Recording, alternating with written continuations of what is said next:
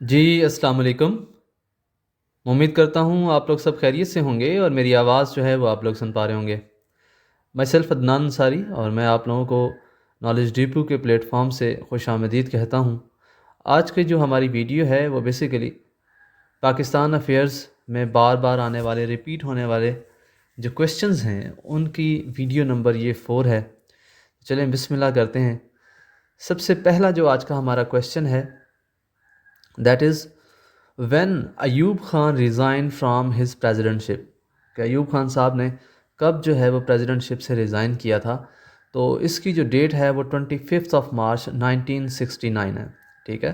اور اس کے بارے میں آپ لوگوں کو شاید ہی پتہ ہو کہ ایک اسٹوڈنٹ ڈیمونسٹریشن سٹارٹ ہوئی تھی بائی جناب ذوالفقار علی بھٹو صاحب کی طرف سے ایک موومنٹ چلائی گئی تھی، ٹھیک ہے، جس میں روٹی کپڑا مکان کے نعرے کے ساتھ جو ہے اسٹوڈنٹس کی ہیلپ کے ساتھ جنرل ایوب خان صاحب کو اس بات پر انفورس کیا گیا تھا کہ وہ ریزائن کر سکیں، اور بہت زیادہ ریوارڈس ہوئے تھے دیٹ ٹائم پہ۔ خیر اس کے بعد ہم نیکسٹ چلتے ہیں۔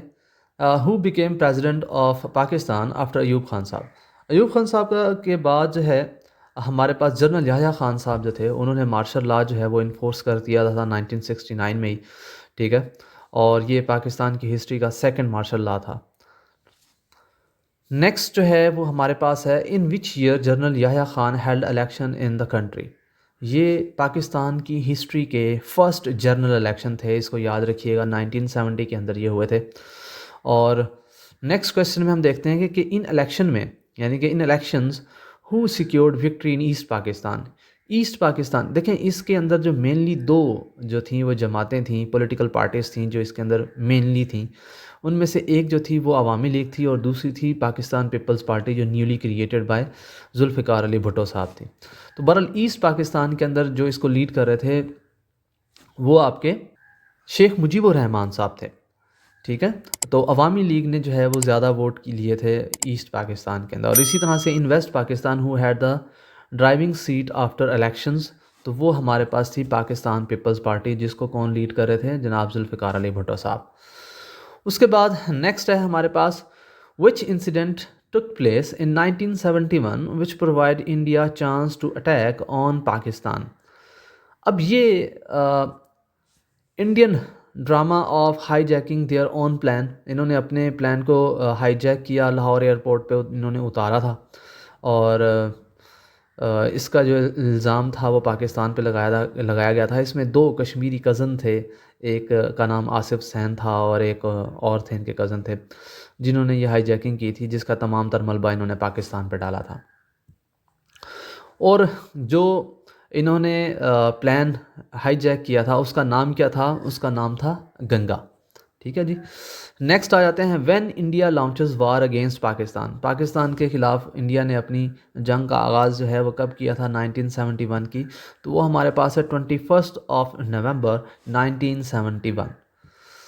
نیکسٹ ہے جی which movement of East Pakistan also supported India in war of 1971، اور یقین مانیں کہ جسٹ یہ وہ مین آرگنائزیشن تھی یا موومنٹ تھی جس کی وجہ سے ایسٹ پاکستان ویسٹ پاکستان سے الگ ہوا۔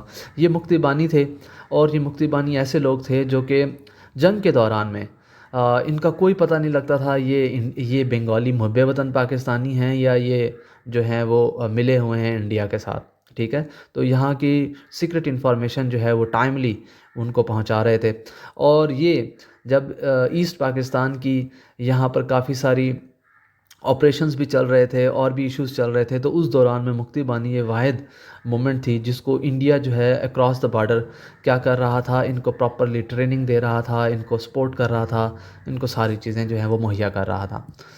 اس کے بعد when East Pakistan separated from West Pakistan, یہ جناب 16 دسمبر 1971 کو جناب ڈھاکہ فال ہوا، اور اس کے بعد بنگلہ دیش جو ہے وہ کم انٹو بینگ ہوا۔